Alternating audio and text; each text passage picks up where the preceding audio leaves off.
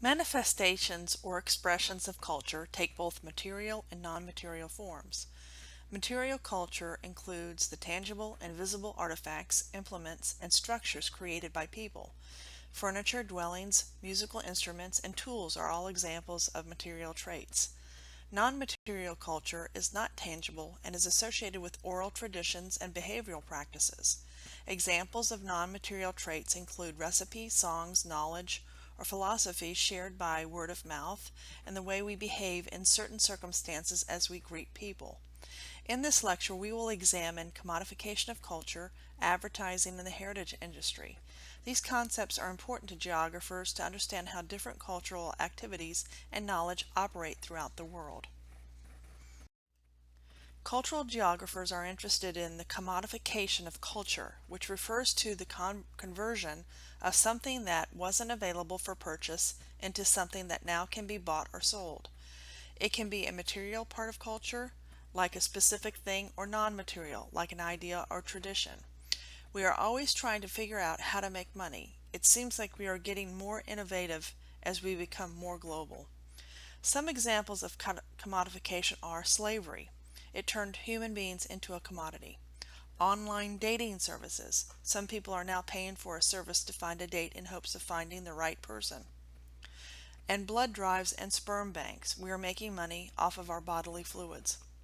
The photo shows members of the New Zealand rugby team, the All Blacks. Before a match, they gather in the middle of the field and perform the haka, an ancient ritual dance consisting of a series of loud chants, body slapping, forceful movements of the arms and legs, and jumping. The goal is to psych up the members of the All Black team and intimidate their opponents. Recently, the Maori have sought a greater share of the revenue derived by the broadcasting of their rugby games because they perform this dance before each game. It has been highly contested because they can't completely prove who created the dance, and the moves the teams make are not authentic. If we didn't have a desire to consume, we wouldn't buy things. Therefore, commodification is closely associated with consumption, and our consumption is closely tied to our culture, both influencing each other. As we commodify things, we create culture. As we create new culture, we commodify things. I like to think of it as peer pressure or keeping up with the Joneses when we consume more than we really need.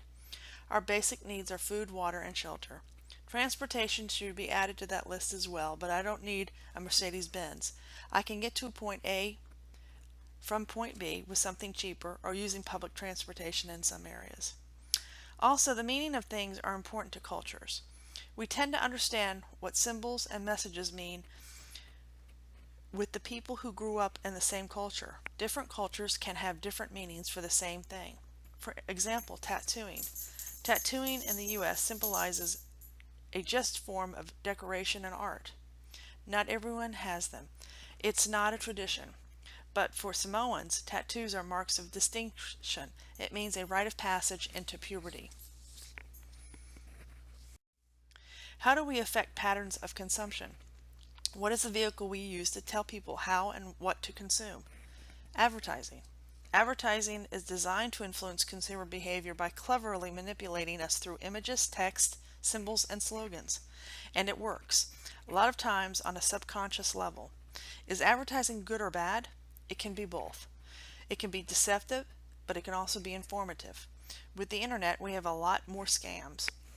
For instance, let's look at diamonds. Diamonds are a good example of a natural resource that gains value through commodification, marketing, advertising, and globalization. Westerners believe that they are the most precious gem, therefore are of great value. We have been taught that, but diamonds are just an abundant natural resource that comes from the earth. It is humans that have put a value on them. Establishing the value has for the most part been done through advertising, especially by the De Beers Company in the late 1940s. They controlled the value by controlling the supply.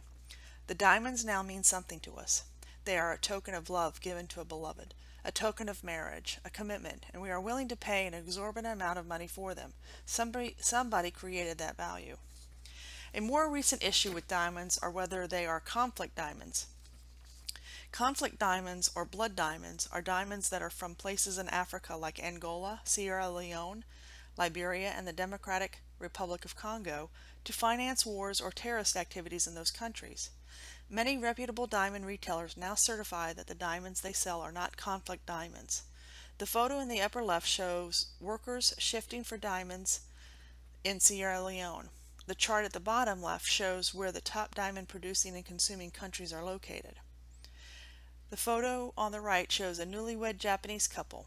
Rare was the Japanese bride who wore a diamond engagement ring a few decades ago, but Japan's economy recovery from the World War II generated increased consumerism, and marketing promoted diamonds as symbols of status. Today, Japan is the second largest diamond jewelry market after the United States. We have also commodified our past with the heritage industry. For instance, museums, historical buildings, and location of a significant event all are part of the heritage industry. However, heritage has always been dissident in that it can mean something different to different groups. The value of it can vary for two reasons. First, the usage of the site may be twofold. Not only is it to glorify the past, it could also have been a sacred site for some, which may lead to potential conflict. And two, the meanings and uses of the heritage are group specific. The photo at the top shows Native Americans of Oklahoma protesting the centennial celebration of the state in 2007. To them, the celebration recalled a heritage rooted in treaties with their nations that the U.S. government failed to uphold, and in the taking of Native American land for the purposes of white settlement. Another example is Robben Island Prison in the photograph at the bottom. This notorious prison held South Africa's anti-apartheid protesters, including Nelson Mandela. To the indigenous San people, some of whom were also imprisoned there, the place symbolizes oppression by European colonists. World or global heritage refers to sites perceived to have outstanding universal value for all humanity. The chart shows the percentage of World Heritage Sites throughout the world. Nearly 900 sites are now recognized as World Heritage Sites, and the greatest geographic concentration of them is in Europe. Please pause the video and answer the following. Explain what is meant by heritage dissidence. In your own words and using the text as a guide, be thorough and specific with your answer.